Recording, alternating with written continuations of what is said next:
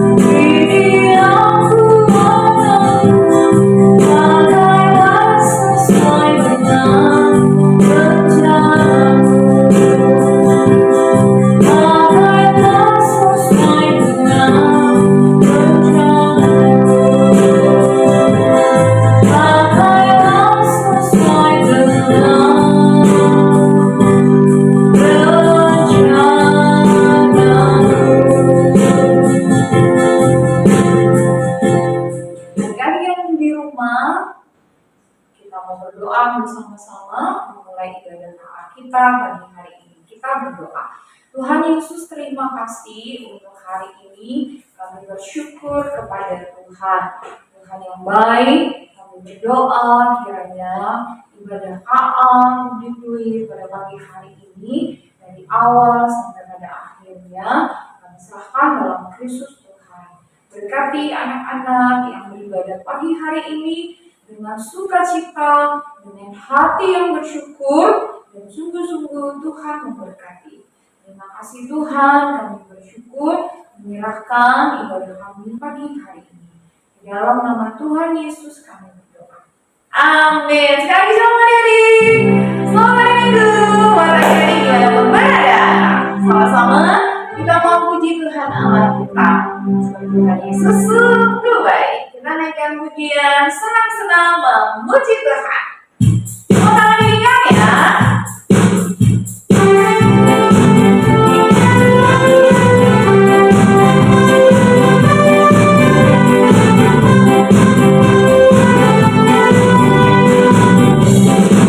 Senang-senang memuji Tuhan,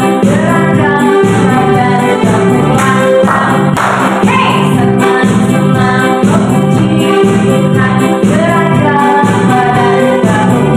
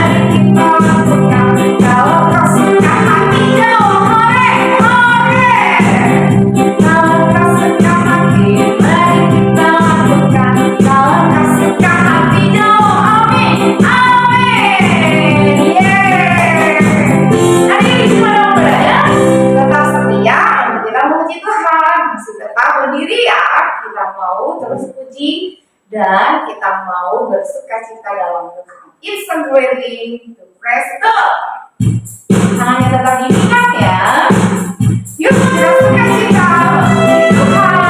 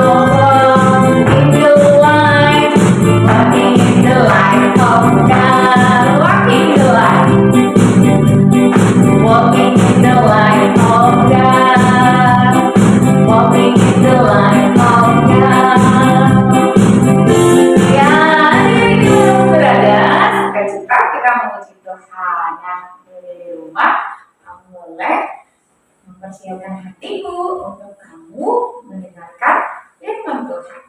Kita sama-sama ya, siapkan hati kita untuk kita dengarkan firman Tuhan. Semua dengan sikap yang baik, kita mau merenungkan firman Tuhan. Kita naikkan pujian seperti Samuel kecil. Mari Tuhan berfirman. Siapkan hati kita.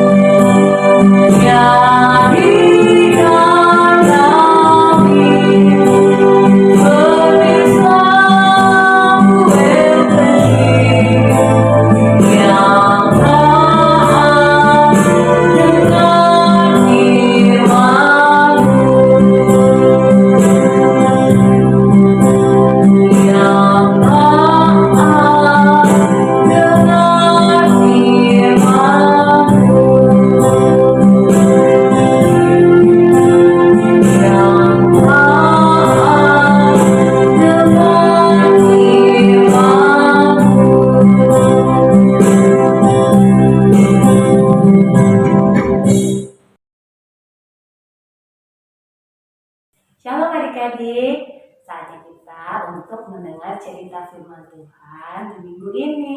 Adik-adik sudah siap untuk mendengarkan cerita firman Tuhan? Mari sama-sama kita berdoa terlebih dahulu ya. Lipat tangannya, tutup matanya, kita akan berdoa. Tuhan Yesus, saat ini kami akan mendengarkan firman Tuhan. Tuhan, kiranya Roh Kudus-Mu menolong kami untuk kami boleh mengerti setiap kebenaran firman Tuhan yang akan kami dengarkan pada hari ini. Tuhan tolong agar kami juga bisa jadi anak yang tertib dengan kebenaran akan firman Tuhan. Di dalam nama Tuhan Yesus kami berdoa, haleluya, amin. Nah, adik-adik yang dikasihi Tuhan, hari ini Kak Christine akan bercerita tentang satu kisah setelah Tuhan Yesus bangkit. Nah, kalau minggu-minggu sebelumnya, ya kan, kita merayakan hari Paskah, hari kebangkitan Tuhan Yesus, di mana Tuhan Yesus sudah mati di atas kayu salib, dan pada hari yang ketiga Tuhan Yesus bangkit. Tuhan Yesus hidup kembali, Tuhan Yesus mengalahkan maut.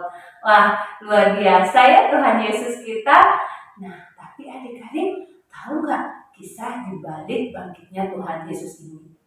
Masih saja dengan orang-orang yang tidak menyukai Tuhan Yesus. Siapakah mereka?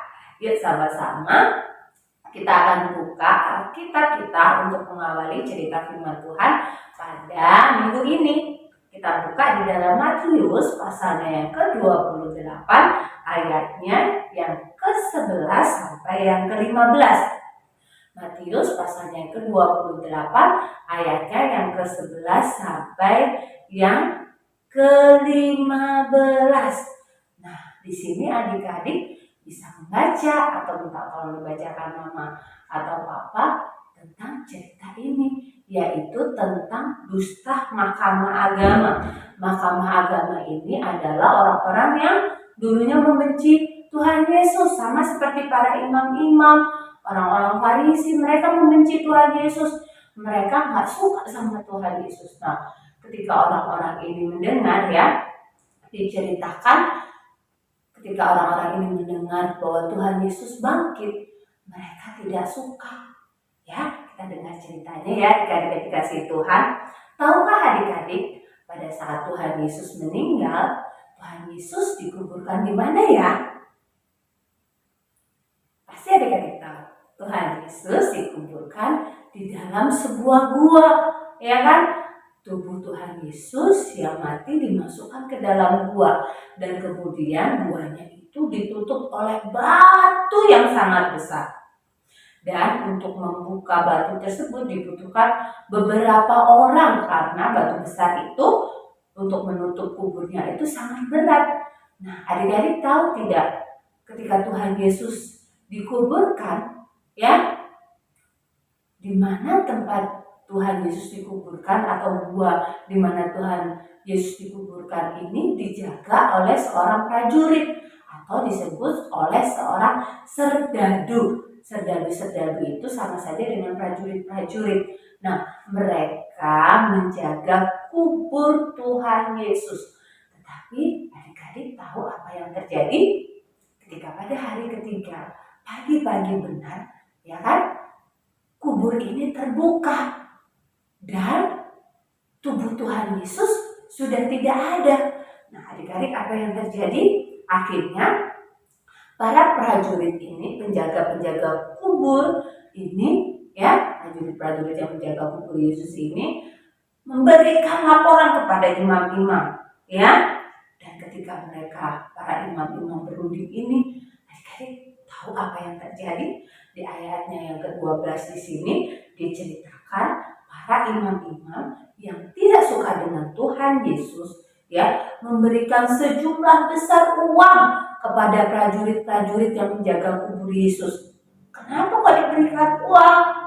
Nah, para imam-imam ini punya rencana. Mereka mau agar prajurit-prajurit ini tidak berkata yang sesungguhnya, atau prajurit-prajurit ini harus berbohong. Berbohong soal apa? Prajurit-prajurit ini harus mengatakan bahwa tubuhnya Tuhan Yesus yang telah mati tadi dicuri oleh murid-muridnya. Wah, adik-adik, para imam-imam ini mau melakukan hal-hal yang tidak jujur, mau melakukan kebohongan. Ya, adik-adik, itu betul atau salah sih ketika kita berbohong?